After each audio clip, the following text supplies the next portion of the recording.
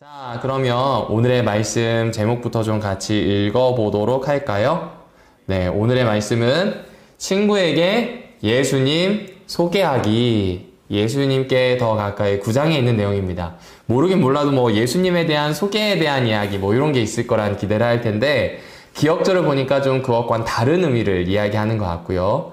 또 정로의 계단에 나오는 내용을 차분히 밟아가는 것도 좋겠지만 한 번쯤은 좀 짚어야 될 문제가 있어서 우리 친구들과 이야기를 나누려고 합니다. 특별히 그런 문제는 이런 현상으로 나타나죠. 여러분 혹시 종말이라는 말 들어봤어요? 그리고 복음이라는 이야기도 들어봤을 거예요. 복음은 좋은 소식을 복음이라 그래요. 그냥 좋은 소식이 아니라 나라의 국민들에게 나타난 좋은 소식, 곧 왕과 관련된 소식입니다. 왕이 우리를 평화롭게 했다. 왕이 전쟁에서 승리해서 우리나라를 지켰다. 뭐 이런 내용이 복음입니다. 그런데 성경에서는 이 복음을 어떻게 이야기하냐면 주께서 곧 예수님이 우리를 죄에서 구원하셨다. 예수님이 우리를 새로운 존재가 되게 하셨다. 뭐 이런 의미로 사용하고 있습니다. 그럼 종말은 뭘까요? 네, 이 세상의 마지막에 대한 이야기입니다. 세상 끝이죠. 역사가 더 이상 쓰여지지 않는 끝, 완전히 끝나는 멸망, 뭐 이런 것과 연결이 됩니다. 그런데 이제 이 멸망에 대해서 우리는 잘 몰라요. 그리고 종말에 대해서도 잘 모릅니다. 그러니까 몇몇 사람들이 뭐 이런 이야기를 합니다. 뭐 어빈 백스터라고 하는 사람을 중심으로 세계는 단일 종교, 단일 정부가 생길 것이다. 신세계 질서 뭐 이런 이야기가 나오면서 음모론에 대한 이야기를 합니다. 적그리스도에 대한 이야기도 하죠. 666이라고 해서 이 적그리스도가 있다. 뭐 이런 이야기도 하죠. 뭐 틀린 이야기는 아닙니다. 근데 적그리스도를 아주 구체적으로 지칭합니다. 뭐 이슬람이라든지 특정 종교단체까지 언급을 하게 되죠. 그리고 또 뭐가 있을까요? 지금 그림에 보이는 것처럼 대환란, 이 대환란을 통과해야 된다. 뭐 이런 이야기들. 그리고 이제 종말이 뭐 2000년에 있었다, 2020년에 있었다. 죄송합니다. 이런 시한부 종말론에 대한 이야기까지 같이 하고 있습니다. 얼마 전에 이 들은 이야기 중에 정말 좀 가슴 아팠던 이야기는 이 유튜브에서 나오는 한 목사님의 설교인데 그 목사님이 백신은 사단의 계략이라는 이야기를 합니다. 그리고 더 가슴 아픈 건 이것을 꽤 많은 분들이 믿어요. 이거 정말 가슴이 아픈 이야기예요. 이 백신은 이겨내기 위한 노력이죠. 그리고 종말에 대한 이런 이 쓸데없이 많은 이야기들, 뭐 휴거라든지 이런 이야기들은 아주 단골 메뉴처럼 나옵니다. 얼마나 단골 메뉴냐면 이 세계 역사를 봤을 때 100년에 한 2번꼴로, 많으면 2번이고 적으면 1번꼴로 늘 시한부 종말론, 뭐 666, 뭐 베리칩 이와 같은 이야기들로 사람들의 공포심이나 음모론을 조장하는 이야기들이 심심치 않게 나옵니다. 정확히 표현하면 종말이 어떤 모습으로 올지는 모릅니다. 세상 역사를 끝내 하나님이 계시다는 것과 끝까지 하나님의 말씀을 붙잡는 것이 마치 환란을 통과하는 것처럼 어렵다. 우린 요 정도만 알고 있을 뿐이에요. 겸손해야 될 필요가 있다는 이야기입니다. 필요 이상으로 사람들에게 공포를 조장하거나 필요 이상으로 아는 척을 할 필요는 없다는 겁니다. 그럼 도대체 왜 이런 이야기들이 많이 나올까요? 특별히 코로나 시절이 되니까 이런 이야기들이 막 쏟아져 나옵니다. 뭐 우한 바이러스는 하나님이 중국을 치셨다는 둥, 그리고 그게 심판이라는 둥. 그러면 지금 코로나에 걸려서 다 이 병상에 누워있는 사람은 하나님의 심판을 받은 걸까요? 목사님은 잘 모르겠어요. 이런 이야기들이 자꾸 나오는 게 너무 슬픕니다. 여러 가지 이유가 있겠지만 이것은 왜곡된 복음과 구부러진 예수에 대한 믿음인 것 같아요. 그러니까 종말에 대해서 잘못된 성경 해석을 하는 건요. 어떤 의미에선 예수님을 너무 사모해서 재림을 기다렸는데 이 종말의 징조마저도 좀 너무 알고 싶은 거예요. 예수님의 재림만 사모하면 되는데 징조를 알고 싶은 거죠. 마치 수수께끼를 풀듯 암호를 풀듯 하나님이 언제 오실지 어떻게 오실지에 대한 이야기를 하는 겁니다. 믿음을 잘 가지려고 하지만 너무 나간 거죠. 너무 나가서 좀 뒤틀어진 결과를 가져오지 않았나 하는 생각이 듭니다. 왜 이 이야기를 하냐면요. 오늘 지금 예수님을 소개하자라고 하는 이야기의 본문이 마태복음이라서 그렇습니다. 특별히 마태복음은 종말의 징조에 대한 이야기가 24장부터 나와요.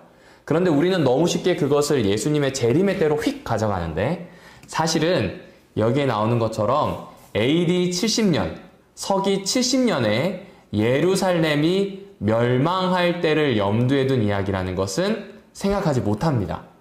너무 미래 예언으로 보기엔 좀 무리가 큽니다. 왜냐하면 예수님도 이 마태복음에 대한 이야기를 통해서 제자들에게 하고 싶은 이야기였어요.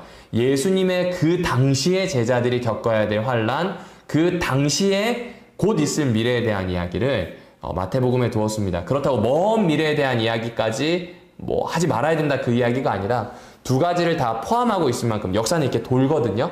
같은 이야기가 돌아서 두 이야기를 다 포함하고 있다. 그런데 먼저는 예수님을 그 당시 따르는 제자들을 위한 것이다. 이렇게 생각해주면 좋겠습니다.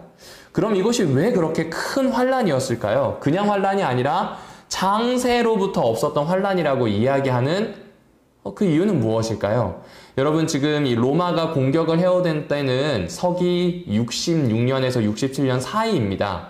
그 사이에 로마가 진군을 해오자 예루살렘 근처에 있던 피난민들 다 예루살렘 성으로 들어옵니다. 성 안에 있어야 죄송해요. 죽음을 면하기 때문에 그렇습니다. 그런데 이때 들어오는 사람들이 너무 많아서 성 안이 막 북적북적합니다. 그런데 이 피난민들 중에요. 열심당 그리고 범죄자의 무리들도 있었다는 겁니다. 이 열심당원은 평화로운 유대 사람들과 다르게 우리 유대 나라가 독립하기 위해서는 폭력을 써야 한다. 테러라도 감행해야 된다. 라고 해서 로마와 게릴라전을 벌이던 아주 뭐라 그럴까요? 과격한 그런 집단입니다. 여러분이 알고 있는 범죄자 집단은 대부분 강도입니다. 근데 이 사람들이 처음부터 강도가 아니라 너무 먹고 살기 힘드니까 광야에 나가서 강도가 돼버립니다. 그런데 이게 강도 짓을 하루 이틀 하다 보니까 잔인해져 버리는 거죠.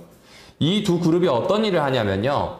그 성 안에 열심당은 자신의 이야기를 듣지 않는 평범한 사람들을 그리고 범죄자의 무리는 역시 자신의 요구를 들어주지 않는 평범한 사람들을 죽이기 시작합니다.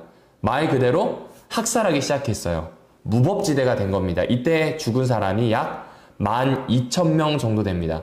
여러분 생각해보세요. 성 밖에는 로마군이 진을 치려고 하고 있고 성 안에는 무법천지예요.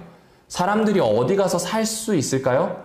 살 데가 없어요. 마찬가지입니다. 예수님을 따르는 제자들도 그 당시 여기 있었을 텐데 너무나 힘든 때입니다. 그냥 힘든 때가 아니라 창세 이래로 유대인들에게 이런 환난, 어려움이 없다라고 할 만큼 힘든 때였습니다.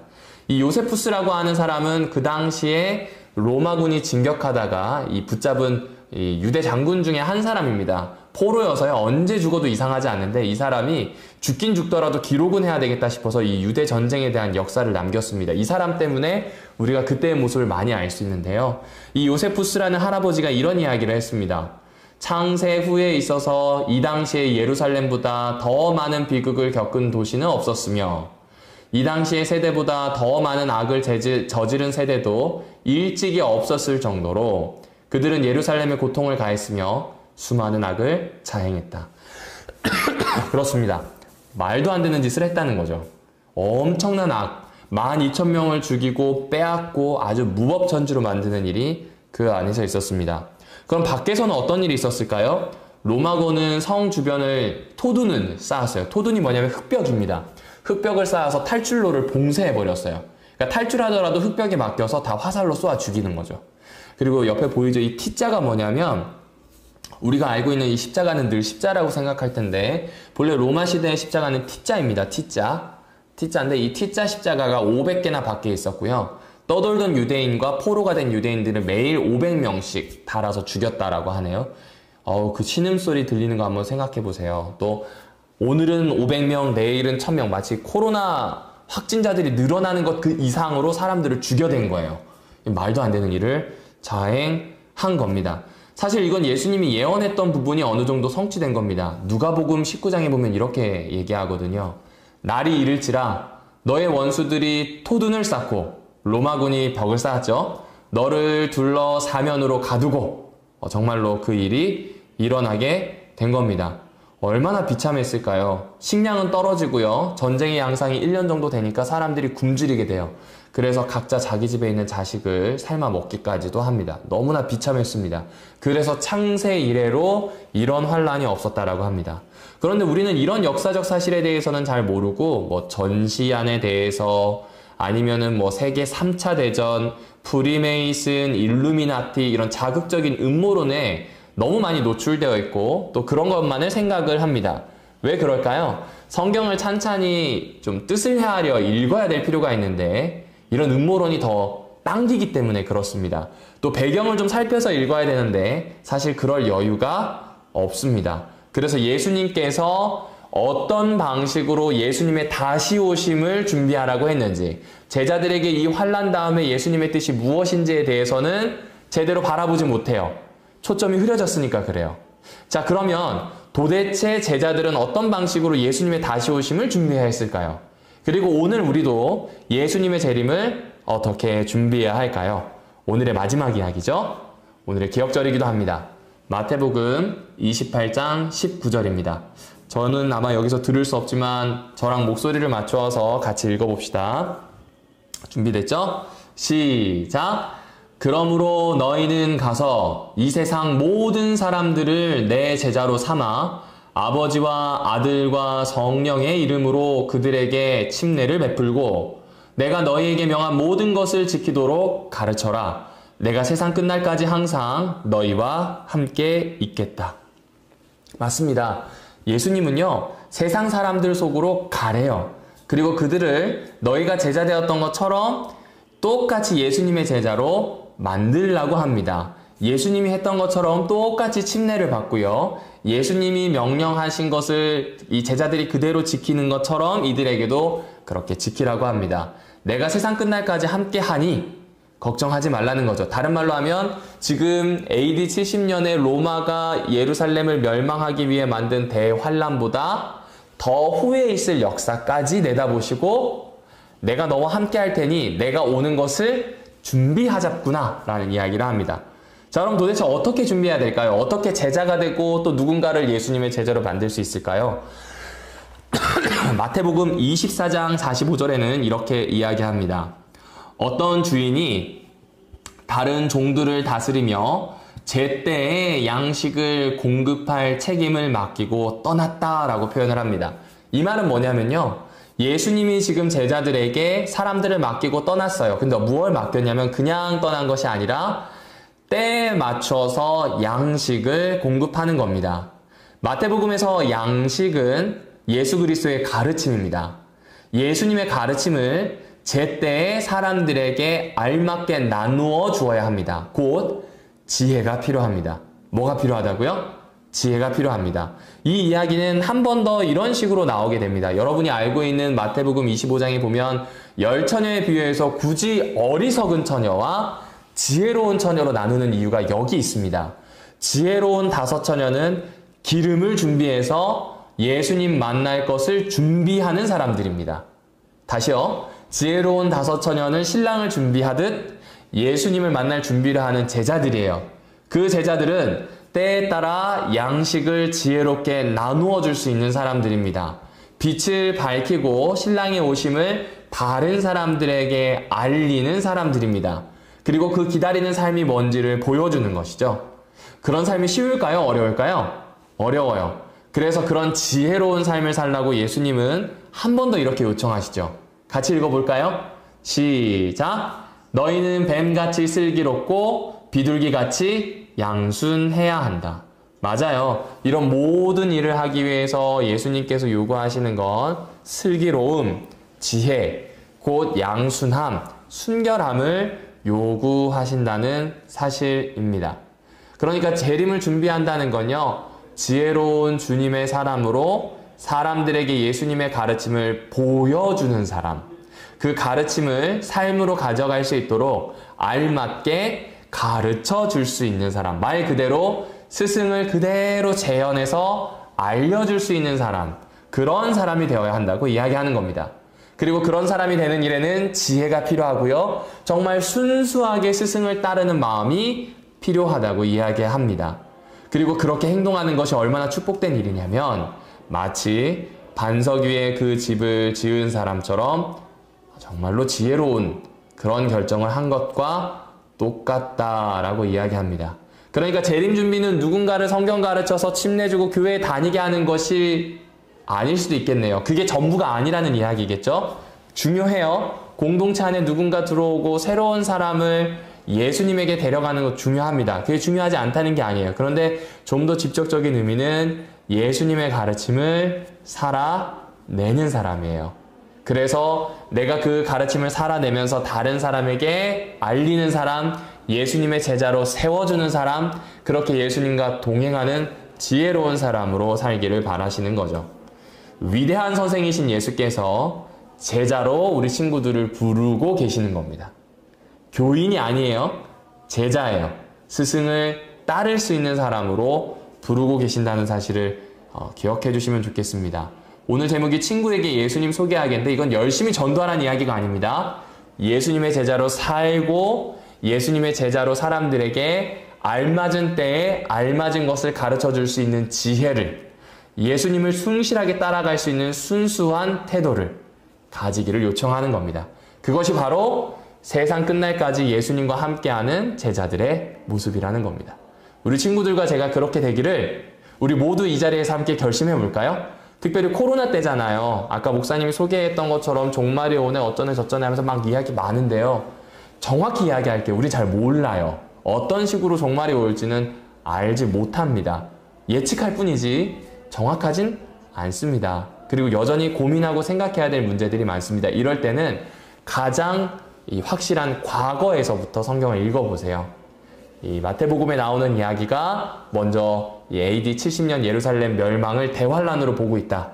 여기에 딱 연결해서 읽어보게 되면 아마 여러분이 충분히 오늘 어떻게 살아야 될지, 어떤 마음으로 친구에게 예수님을 소개할 수 있을지를 알아갈 수 있을 것이라 생각합니다. 자, 사랑하는 별내교회 어린이 예배 모든 성도 여러분, 다시 비대면입니다. 다시 비대면이 되었다는 건 일상에서 제자로 살아가는 정말로 힘든 도전이 시작되었다는 이야기이기도 합니다. 하지만 반대로 얘기하면 세상 끝날까지 함께 하시는 하나님이 오늘 내가 당하고 있는 이 어려움을 극복하도록 도와주시겠다는 약속도 같이 있습니다. 그 약속을 믿고 이 안식일 기도해 보시면 어떻겠습니까?